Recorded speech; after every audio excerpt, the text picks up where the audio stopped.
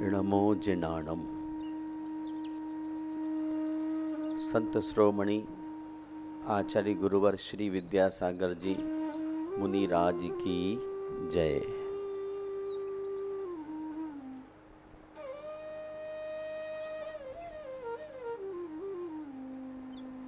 भारत की भव्य आत्माओं, हम आज मन के संबंध में कुछ आपसे बातचीत कर दें। आपके सवालों के जवाब देने के लिए प्रस्तुत हुआ हूँ। मन शब्द से हर कोई परिचित है। मन का साम्राज्य विशाल है। योग की एक प्रसिद्ध सूक्ति है, यत्र पवनः तत्र मनः।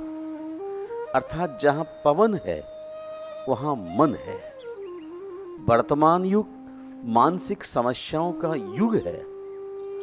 हर व्यक्ति के समक्ष मन की समस्या है और वह उससे मुक्ति चाहता है। मानसिक समस्या से मुक्ति पाने के लिए मन को समझना जरूरी है। मन क्या है, यह प्रश्न सहज ही उठता है। सामान्य शब्दों में कहें तो जो चेतना बाहर जाती है उसका प्रवाहात्मक अस्तित्व ही मन है। मन का अर्थ है संकल्प विकल्प। मन का अर्थ स्मृति और चिंतन के इर्द गिर्द घूमता है। मन का अर्थ समय की परिधि में तीनों कालों में बटा हुआ है। मन अतीत की स्मृति करता है, भविष्य की कल्पना करता है तथा वर्तमान का चिंतन करता है। मन की प्रकृति चंचल है, इसलिए मन कभी व्यग्र होता है तो कभी एकाग्र।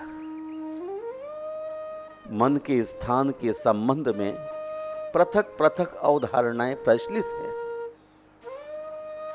कोई इसे हृदय के नीचे, कोई हृदय के बीच में, तो कोई समूचे शरीर में व्याप्त बताता है। शरीर शास्त्र के अनुसार मन का स्थान मस्तिष्क है। वस्तुतः मन का शासन सर्वत्र है। मन के स्वरूप को जानना इसीलिए आवश्यक है कि वह हमारी साधना का मुख्य आधार है। उसी के आधार पर ध्यान उपलब्धियों अनुपलब्धियों का लेखा जोखा होता है। मन के साथ चेतना का योग न हो तो ध्यान की कोई आवश्यकता नहीं है। मन का स्वरूप चेतना की धारा से निर्मित होता है। वह न चंचल है न स्थिर। जैसा उत्पादन होता है वैसा ही वह निर्मित हो जाता है। हमारे मन में हजारों अवस्थाएं अनुदिन घटित होती है। जब मन बाह्य साक्षात्कार में लगता है तब मन में हजारों घटनाएं घटित होती हैं। अकारण प्रेम, शत्रुता व भय के भाव आ जाते हैं। बाह्य साक्षात्कार में बड़ी परेशानियां होती हैं। मन में जितने विकल्प उठते हैं उतना ही मन अशांत होता है।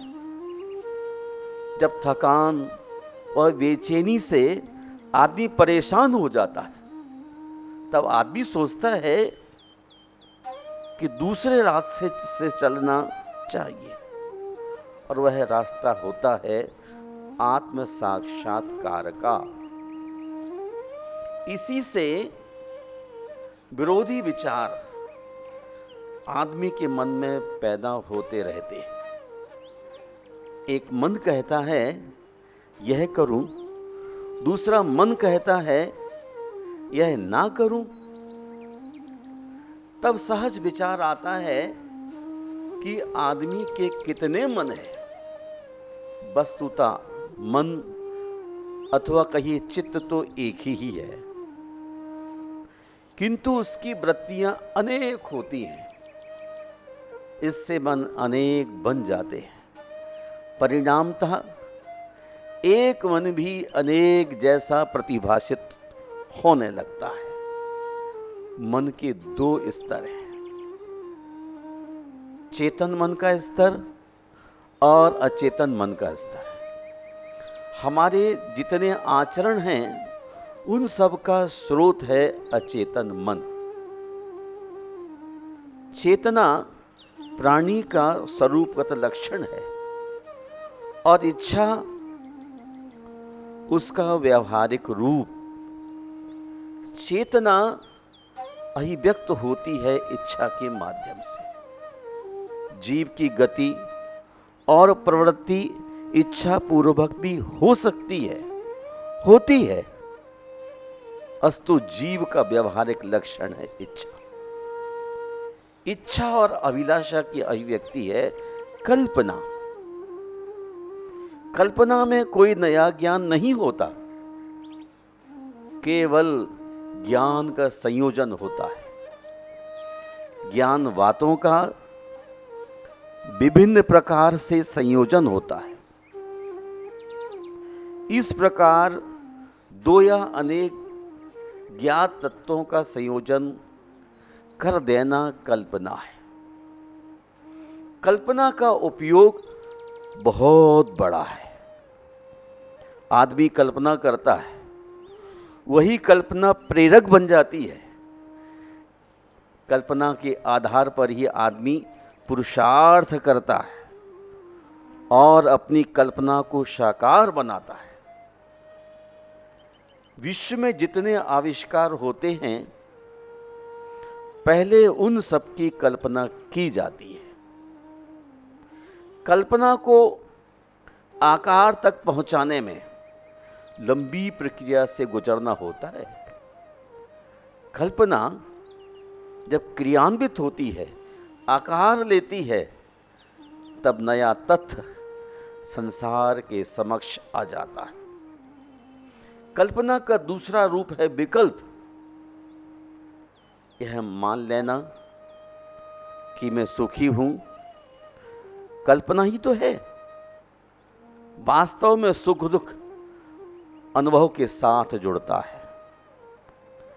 कल्पना के साथ तो सुख और दुख की तीव्रता आती है। जिस प्रकार की कल्पना होती है, उसी प्रकार की अनुभूति होने लग जाती है। तीसरा रूप है विचार। आदमी निरंतर चिंतन करता है, सोचता रहता है। शब्द का व्यवहारण तो उसका माध्यम है। शब्द भी विचार है। विचार का अर्थ है विचरण करना, गतिशील होना। हमारे भीतर जो संस्कार, वृत्तियां और इच्छाएं हैं, उनका संयोजन, नियोजन, विनियोजन करना, एक स्थान से दूसरे स्थान पर ले जाना, अथवा किसी व्यक्ति, वस्तु या स्थान के संबंध में जानना, संपर्क स्थापित करना, ये सारी मानसिक क्रियाएं विचार कहलाती हैं। मन की अवस्थाओं पर यदि हम विचार करें तो पाएंगे कि मन की मुख्यतः 3 अवस्थाएं हैं: विक्षेप, एकाग्रता और अमन। विक्षेप यानी स्मृतियों, कल्पनाओं और विचारों का सतत विचरण, जबकि एकाग्रता का अर्थ है एक स्मृति पर टिके रहना। तीसरी अवस्था है अमन। अमन का अर्थ है मन को उत्पन्न ही ना होने देना, स्थिरता की मान्यता भ्रांत है, क्योंकि मन की प्रकृति ही चंचलता है।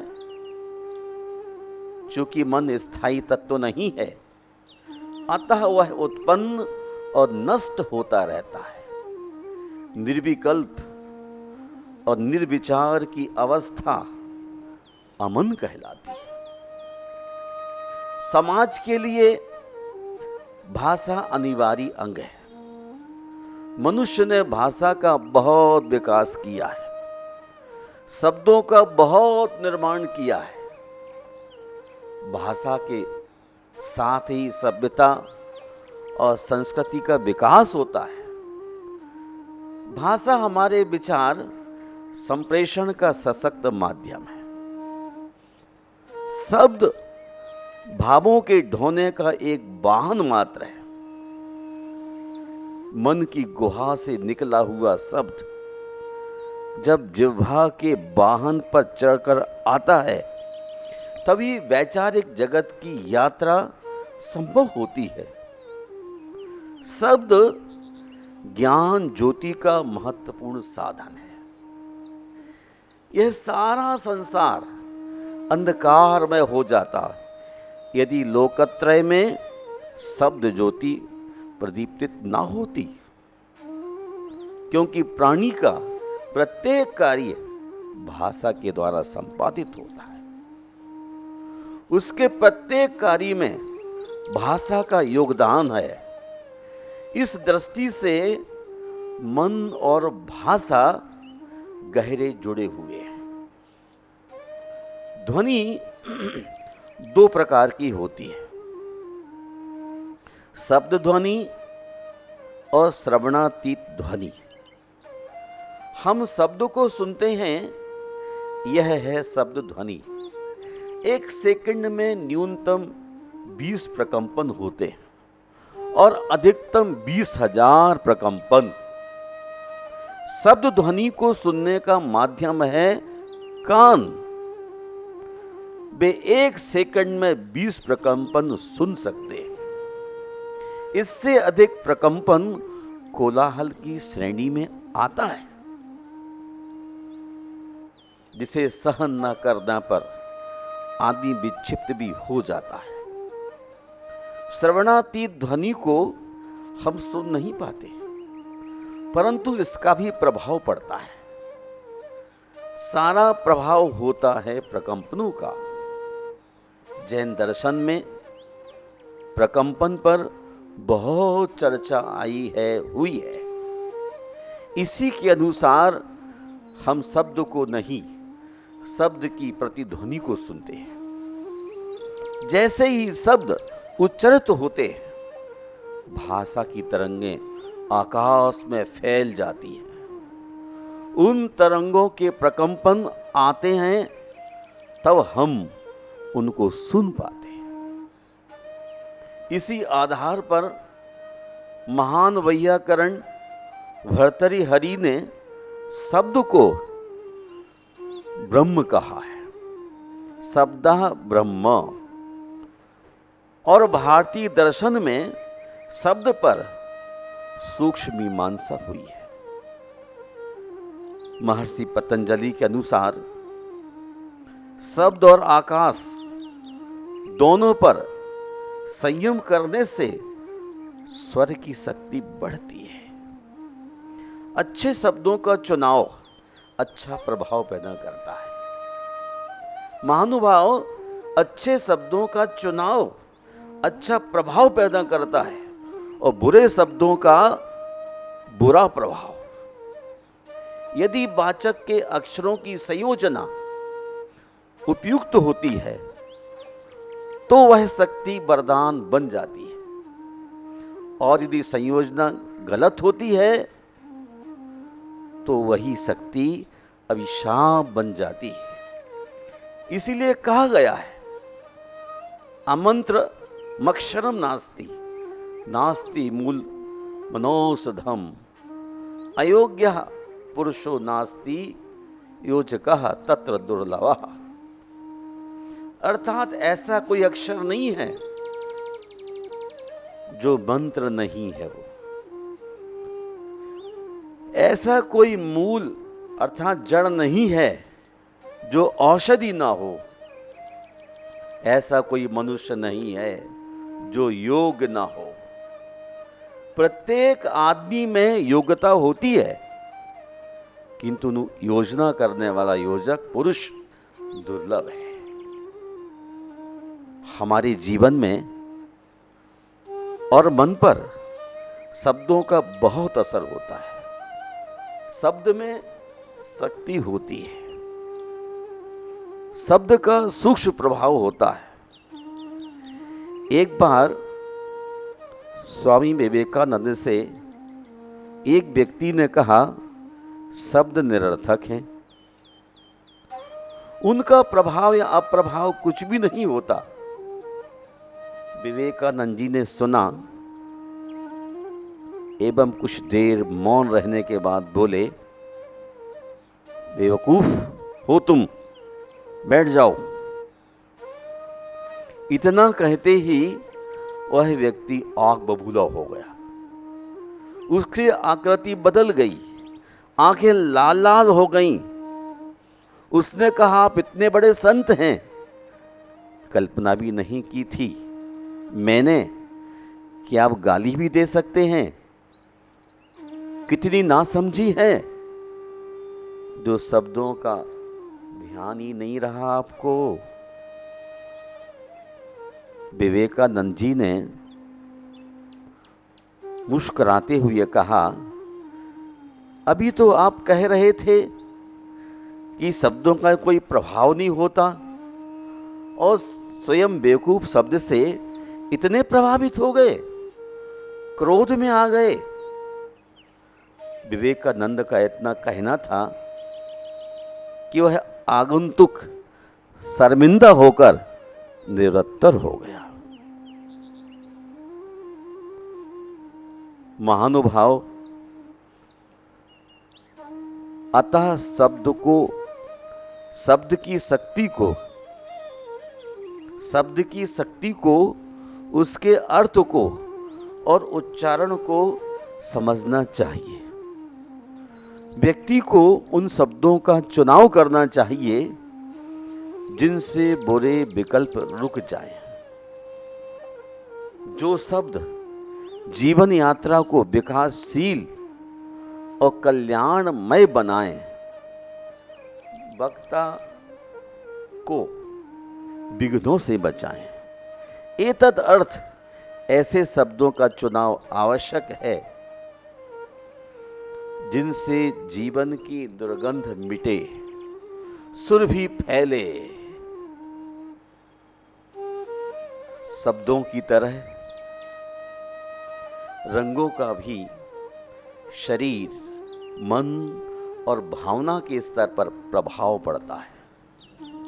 रंगों का भी अपना चमत्कार होता है, हम स्वयं अनुभव करते हैं। जिस दिन आकाश बादलों से घिरा होता है, उस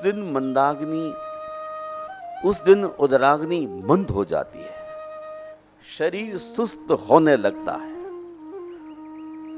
और जब धूप होती है तो आदमी में स्फूर्ति होती है। रंग, शब्द, उच्चारण और मन, ये चार मुख्य बातें हैं। रंग का हमारे चिंतन और जीवन के साथ बहुत गहरा संबंध है।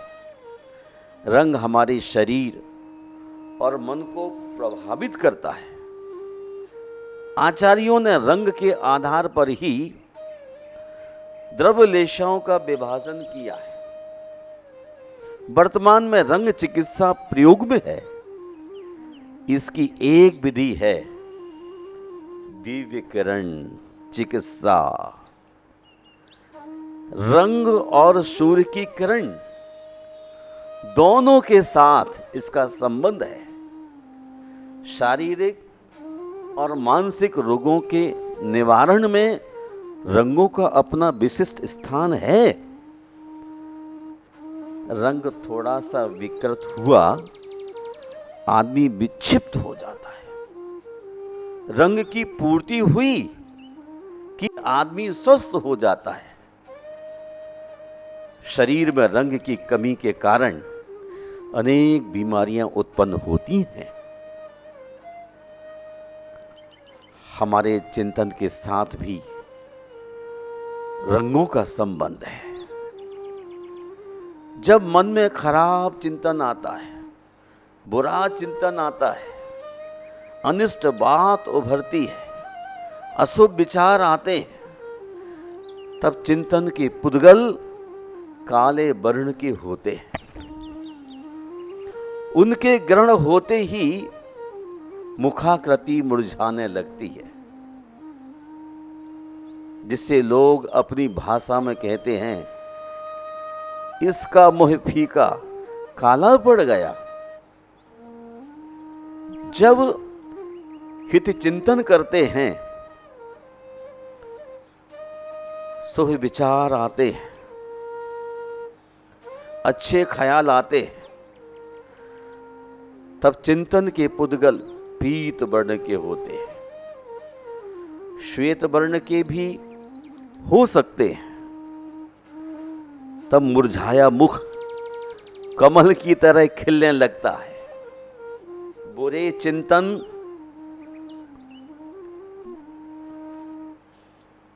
पुद्गलों का वर्ण काला और अच्छे चिंतन के पुद्गलों का वर्ण पीला, लाल और सफेद होता है। रंग का मनोवैज्ञानिक प्रभाव ही नहीं होता, प्रत्युत उसका रासायनिक प्रभाव भी होता है। मंत्र शास्त्र में भी रंगों पर गहराई से विचार किया गया है। यथा शांति और पवित्रता के लिए श्वेत रंग, सक्रियता और स्फूर्ति के लिए लाल रंग, बौद्धिक विकास के लिए पीला रंग, इसी प्रकार हरा रंग विषापहारी होता है तथा नीला रंग अध्यात्म विकास का प्रेरक होता है। रोगग्रस्तता के लिए कीटाणु या विषाणु ही जिम्मेदार नहीं होते, बल्कि मनोविज्ञान के मुताबिक मानसिक विकृतियां और मनोबल की कमी भी इसका कारण होते हैं। प्रत्येक घटना के साथ मानसिक प्रभाव का होना सहज है। कष्ट में भी यही होता है। रोग कष्ट से नहीं होता है, रोग कष्ट से नहीं होता है, कष्ट होता है रोग के संवेदन से, दर्द होता है संवेदन से, स्थान या रोग से नहीं। इसके अलावा अतीत के भाव भी बीमारी उत्पादन में अपनी अहम भूमिका रखते हैं। जो व्यक्ति अपने मनोभावों का शिकार होता है, वह बीमारियों को निमंत्रित करता है। बीमारी को मिटाने के लिए चिकित्सक के पास जाने से पूर्व अपना आत्मालोचन कर लेना चाहिए। भाव चिकित्सा का महत्वपूर्ण सूत्र है। बीमारी का स्वयं निरीक्षण करना। ज्ञातव्य है कि क्रोध, भय, चुगली व निंदा से बीमारियां पैदा होती है। 18 पापों के सेवन से बीमारियां होती हैं। ये सावध रोग बीमारियों के उत्पादक हैं। सब अनुभव करते हैं कि जब डर लगता है तो हृदय की धड़कन बढ़ जाती है, रक्तचाप बढ़ जाता है। बीमारी किसने पैदा की? कीटाणुओं ने या मनोभावों ने? क्रोध के तीव्र आवेश से हृदय की बीमारी हो जाती है। यहां तक कि जुगुप्सा, गिलानी भाव से क्षय रोग तक हो जाता है। महानुभाव इसी प्रकार घृणा, कपट आदि मनोभाव भी मन के साथ साथ शरीर को प्रभावित करते हैं। आजकल तनाव शब्द बहुत प्रचलित हो गया है। औद्योगिकरण के साथ साथ तनाव भी उतना ही तेजी से बढ़ रहा है। शारीरिक श्रम से उतना तनाव नहीं बढ़ता जितना मानसिक उलझनों से, जो अंततः शरीर की अस्वस्थता का कारण बनता है।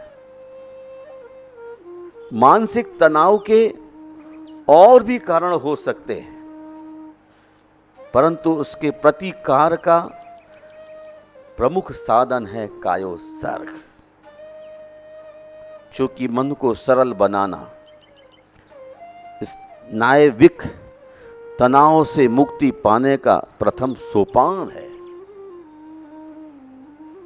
संसार में सर्वाधिक प्राथमिक आवश्यकता है शक्ति की। शारीरिक शक्ति के लिए भी मन की शक्ति का होना जरूरी है। मन का बल टूटते ही शरीर का बल टूट जाता है। मन मजबूत होता है तो शरीर भी साथ देता है। मन दुर्बल होता है तो शारीरिक शक्तियां भी क्षीण होने लग जाती है। शक्ति का संचय और सुरक्षा का उपाय है तनाव से बचना। मानसिक तनाव मन की शक्ति को और भावनात्मक तनाव आत्मा की शक्ति को छीन करता है। शक्ति का सबसे बड़ा रहस्य है शरीर और मन दोनों का एक साथ रहना। जिसने दूसरों को जीता और अपने आप को नहीं जीता वह दुर्बल है। मन और इच्छाओं को जीतना बहुत बड़ी लड़ाई है। प्रत्येक व्यक्ति का मन इन शक्तियों को संजोए हुए है। हम मन की शक्तियों से परिचित नहीं हैं। उसमें असीम शक्तियां हैं। यदि हम मन की शक्तियों से परिचित हो जाएं, उन्हें विकसित कर लें, तो क्या नहीं हो सकता। आवश्यकता है मन को पटु, कुशल और सहिष्णु बनाने की। उसे इस तरह प्रशिक्षित करने की जिससे कि हम शारीरिक और मानसिक शक्तियों का संतुलन बनाए रख सकें। कहा भी है, मन के हारे हार है, मन के जीते जीत। मन किसी भी अप्रिय घटना से ऐसा तड़प जाता है जैसे चारों ओर से लाल चींटियों द्वारा डसा जाता घायल सर्प तड़पता है। बदला और प्रतिशोध तो चंचल मन की क्षुद्र कल्पनाएं हैं। प्रतिशोध से भरा मन यदि अवरुद्ध भावनाओं की खदबदाती दलदल है, तो प्रेम से भरा मन का हिमालय, जो गंगा के हिमालय पर्वत से भी ऊंचा है, मन की ऊंचाई के आगे हिमालय भी बौना है। इसलिए मन सुदृढ़ और प्रशिक्षित अश्व की भांति होना चाहिए। सुदृढ़ मन, प्रशिक्षित इंद्रिय और संयमित शरीर में ही टिक सकता है। मन को आकाश पाताल के कुलांचे मत मिलाने दो। मानव मन विचारों का विश्वविद्यालय है। यहां उसके सम्यक विचारों का अभ्यास कराओ। अभ्यास किसी भी मंजिल पर निराश मत हो। सच्चा मन ही तुम्हारा हमारा सबका सच्चा साथी है। निर्मल मन समय सार। हमें अपने मन को संसार में रहने के लिए निर्मल बनाने की कोशिश करना है। हमें लक्ष्य तक पहुंचने के लिए इस मन में उठने वाले विचारों को पूर्ण विराम देकर अपने भावी उज्जवल लक्ष्य को पूर्ण करने का पुरुषार्थ कर लेना है। जो भव्य आत्माएं इस मन में उठने वाले तरह तरह के विचारों को नियंत्रित कर अपनी मंजिल को पाने के लिए पुरुषार्थ करता है, वह सौभाग्यशाली मन के अनेक विचार उठने के बाद भी मन का सम्राट और राजा हो जाता है। आप सब यदि अपने जीवन में खुशी और प्रसन्नता प्राप्त करना चाहते हैं तो सच्चा मन ही तुम्हारा हमारा सबका सच्चा साथी है। ऐसे मन के साथ रहिए और यह मन संतों के सानिध्य से ही आपको उपलब्ध हो सकता है। सत्संग कीजिए और एक अच्छी जमात में बैठ करके अपने भावों को निर्मल कीजिए। इन्हीं शब्दों के साथ जय बोलिए भगवान महावीर स्वामी की जय।